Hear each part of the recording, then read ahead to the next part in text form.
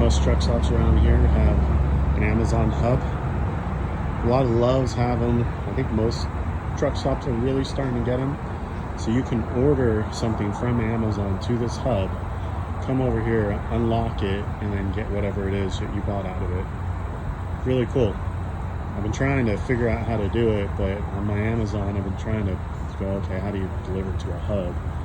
But that would be cool as hell. You know, if you knew you're going to be in whatever city at some point in time, you could order it to it and then drive through there, run over and grab it, pick it up.